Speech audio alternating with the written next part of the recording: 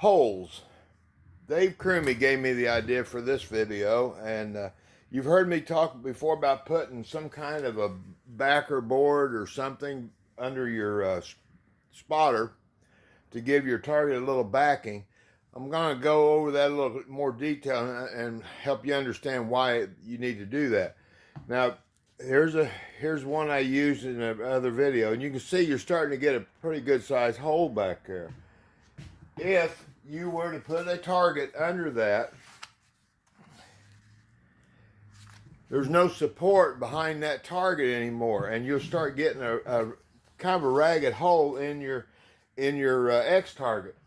And I give you a good example of that right here.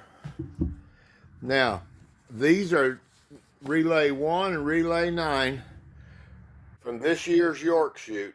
Now, look at the hole in Relay 1 and look at the hole in Relay 9. You can see that backing is getting ragged out. Now, what happens there is that hole starts getting ragged out. When they go to score that, they have to put an overlay on. Well, this is a 50 caliber gun. You can see the hole is getting bigger than the actual overlay. So a lot of times what they'll do, they have to go up into the next size hole. Well, what happens is you're compounding any errors in the scoring there by having to go to that bigger hole, and it could cost you dearly at the end. So what you want to do is put something behind your target.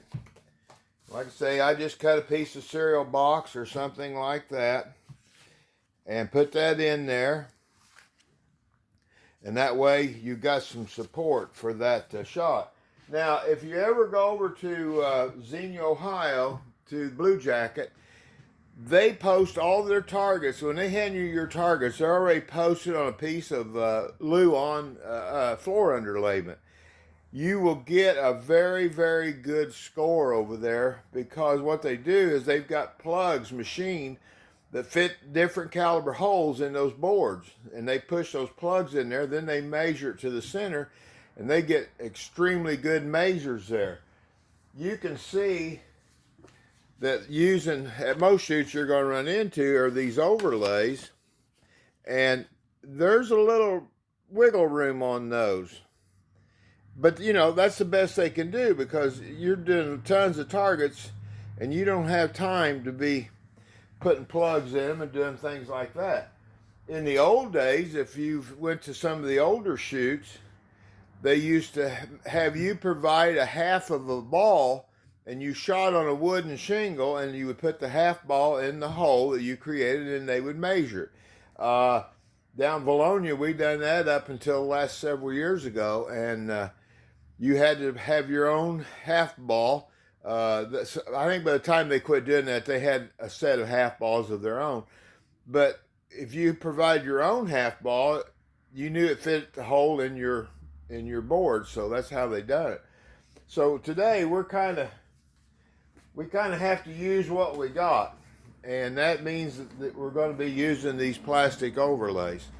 Again, just take notice of this and you'll see what I'm talking about. You look at that hole there, that's relay number 1. That means that target was on a brand new backer board. And then this is relay number 9. And you can see how that hole is really getting screwed up. So, I know that some of the guys now, Dave being one, they're actually cutting their own Luan and taking it to the shoot. You can do that. I think it's probably a pretty good idea, actually. Or you can just cut some boards out of cereal boxes and stuff like that. Now, I do recommend, if you go this route, double that up.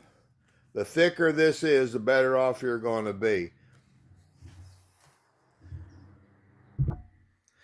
Now, in my business, I use a material that we call panel board, and it's a paper product. I make door panels and things like that out of it. It's waterproof. It's been impregnated with waxes and polymers, so that it's waterproof. This would make a very good board, and I do cut up my scraps so that I can do that with them. But if you, most of you ain't gonna have a chance for anything like that. But if you wanted to go that route, you can go to Home Depot or somewhere, and you can get Luon's pretty cheap, and just run through your bandsaw, cut it up to fit, and then you lay your target on the Luon, and maybe put a staple in. And then what you do is you clamp it when you get it underneath your. What most guys are doing this, and this is how you have to do it over Xenia. You get it underneath there, and then you put a clamp right here to hold it in place. All right, that might help some of the new guys. I think most of the older guys already figured it out, but for you guys that are new, just doesn't have to be expensive. Just cut you up some cereal boxes and a cracker box board. Do not use corrugated. Corrugated is not firm enough. It'll still blow a big hole through there. So just double up on the cereal boxes or cracker boxes, and you'll be good to go. All right, guys, thanks for coming by.